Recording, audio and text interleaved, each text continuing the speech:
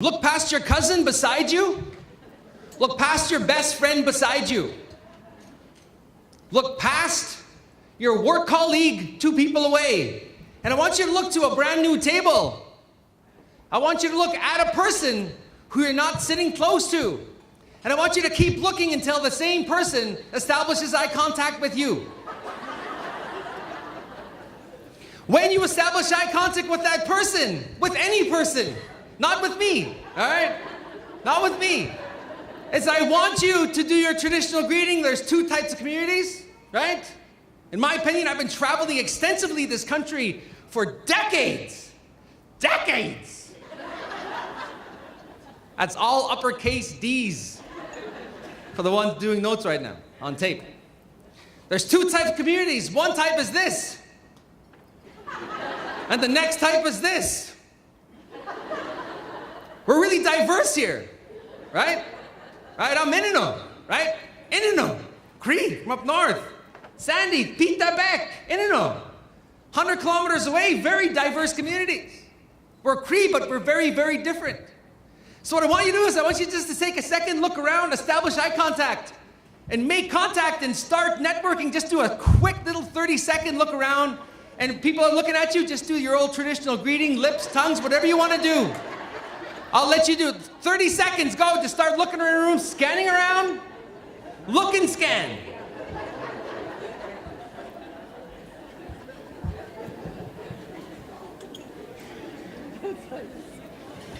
Regional Chief Day's doing the nod and the lips combination. We don't expect anything less from our political leaders. So now step 2 of this is during our break, and we do have some substantial breaks over the next couple days. I want you to search out some of these people and say hi to them. Reach out, say hi, listen to some of their stories, maybe tell the story of success where you come from, because there's a tremendous amount of success. And we create a culture of celebrating that success and telling that success here in this room. This conference is brought to us, of course, by very, very generous sponsors. I want to give a big shout out to the Ontario Ministry of Health and Long-Term Care. Let's give it for them, for shelling out some coin. University of Guelph, Humber, come on, let's give it up. And Urban Polling. Want to give another shout out to Mitch Baird, who conducted some yoga this morning. Where's Mitch? Is Mitch here? He must be doing the lazy dragon right now, getting some sleep. That's okay. But we do have committee members, and we have 5 actually. Let's see here, where's my notes? We have 5 organizations in our committees, which is wonderful. And we're going to hear from 2 of them now. I'd like to call upon Rosalind Baird, the Executive Director of SOADI. Rosalind, there you are. Let's give it for Rosalind!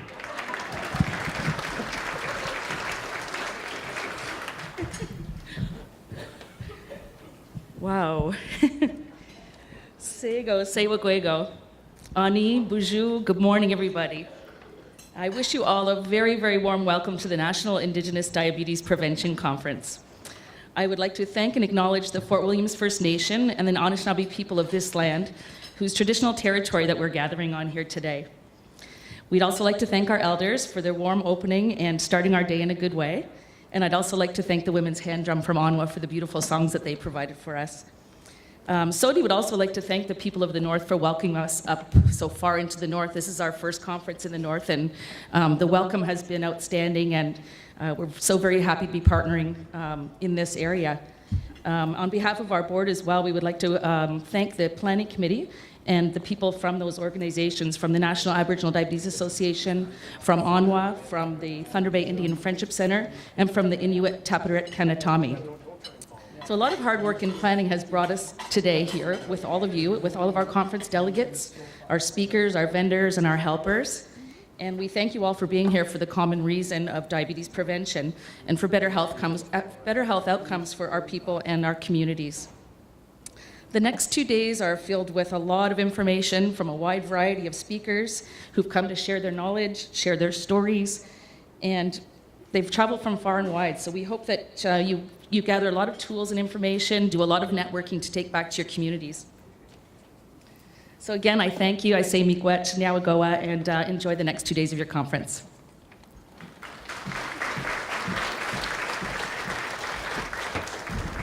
Thank you. I'd now like to call upon Charlene Baglian, the Executive Director of the Thunderbay Indian Friendship Centre. Charlene! There she is!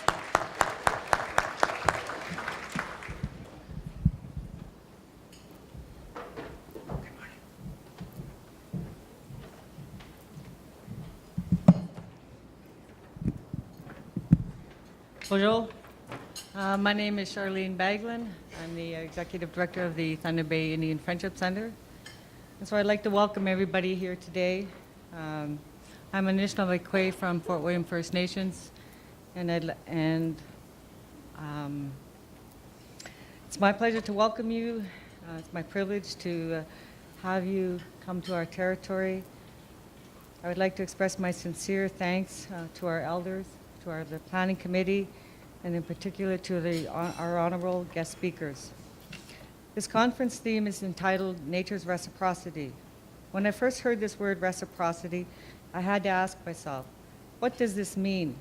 I wasn't quite sure at first. Some people I talked to couldn't even pronounce the word. They were getting all tongue-tied. But when I thought about it some more, this is what came to me. The Creator gave us Mother Earth. Mother Earth provides for us. She gives us everything we need to live, the air that we breathe, the water that we drink, the food that we eat, and the medicines that heal us. These are the things that are given to us, and it is our responsibility to take care of her. It is the same for us, to take care of ourselves, to give back and share our knowledge and experiences to help others. So the theme of this workshop is really important. It speaks to me personally. It is close to my heart because many of us have family who have diabetes, and I'm no exception. By bringing our elders, our educators, our healthcare professionals, and our community members together, we can truly make a difference in diabetes prevention. Last week, I was listening to CBC News, and on the radio while driving home from work one day, there was a broadcast, and it was about diabetes. Some of you might have heard it, and you might not have, but if you haven't, you can read it in the Canadian Medical Association Journal. The headline was Diabetes Epidemic in Indigenous Populations. So when you first hear this, you know they're speaking about yourself as an Indigenous person. You know that they are talking about our loved ones and our families. The speaker was basically talking about a study that was conducted in Alberta with Indigenous peoples over an extended period of time.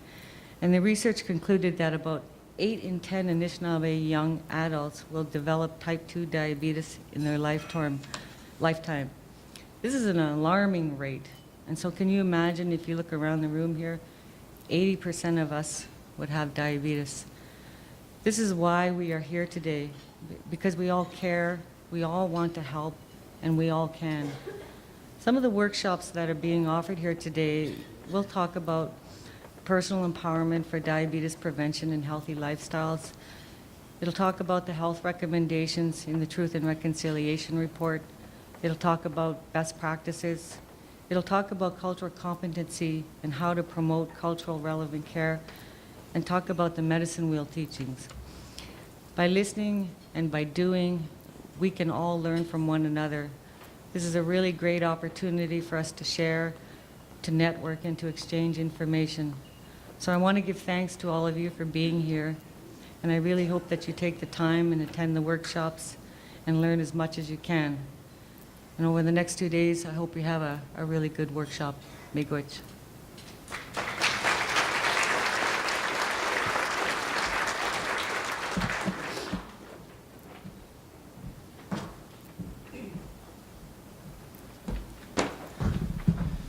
Thank you. I'm noticing people here from Moose Cree First Nation, man. I'm pretty pumped up. But you're all sitting at different tables. Let's sit together later, okay? Have some bannock. Did you bring some bannock?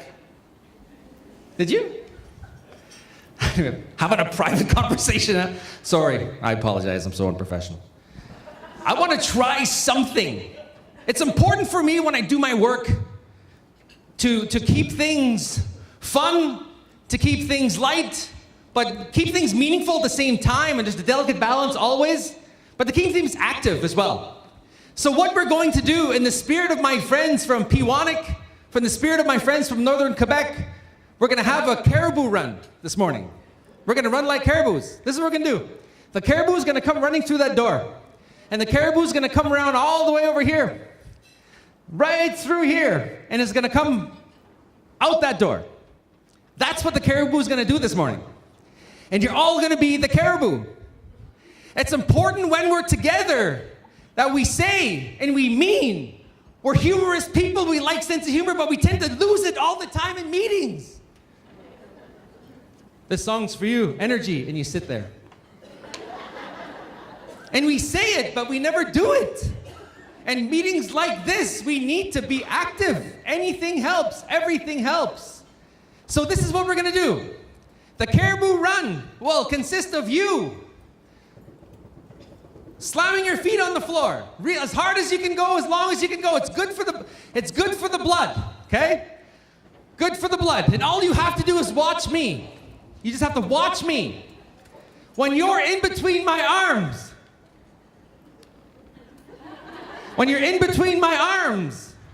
that's when you start to run. You just sit there and you just, as hard as you can go, okay? As loud as you can go. If it's like this, nobody's in my arms, right? Nobody. But if it's like this, everybody's in between my arms.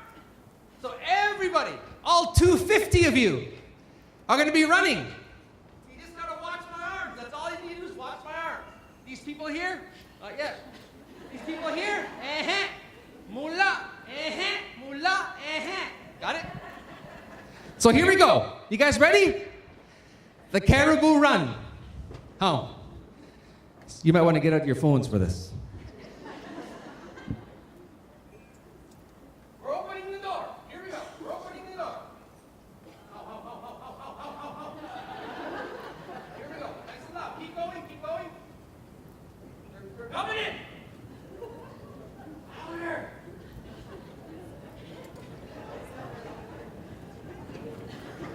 Coming in. Come on, louder.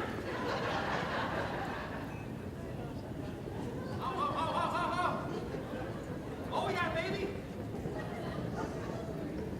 As loud as you can go. Keep going.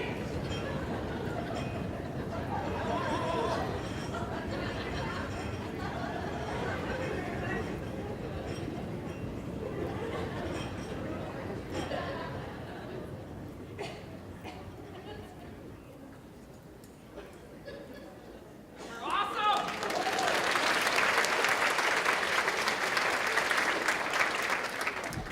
The other thing I like too is playing hockey. And Grand Chief Pat Madabi and Regional Chief Dave been doing some hockey playing and stick handling. Passing it off to Chief Day, passing it off to Grand Chief Madabi, back and forth. Originally, Chief Day was supposed to be here, and he's off to an AFN event, which is fine, cool. Grand Chief Madabi says, oh yeah, okay, I'll take over. He canceled. It's cool, no problem. You know, leaders are busy. Then back to Chief Day. So Chief Day's here, supposed to be at an AFN political meeting, but as we know, at least me, I'm only speaking for myself here. But what really matters to me are the people. And we know we can get some proxies, as we call it, to kind of take your place. That's cool. But to come here and to hang with us, Chief Day, it means a lot.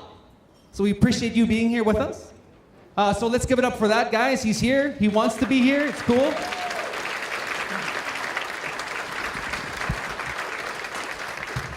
But Chief Day is from Serpent River First Nation. He's the Ontario Regional Chief. And he is a huge fan of me and the work that I do. Maybe he'll talk about that. And now you're thinking, no, I'm for that gay. But anyway, let's give it up for my brother right over here, Chief Day.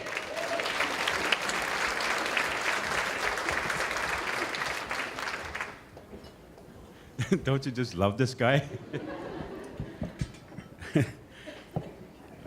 First of all, I want to acknowledge the creator creation, the prayers, and the protocols.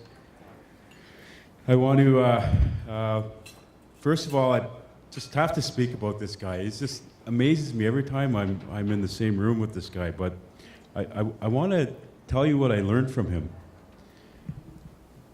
One time he said to me, it's about inspiring the people. We have to inspire. And I've picked that up from day one. And that's what makes Stan Wesley the great facilitator that he is. Let's give him a big round of applause because he does do that.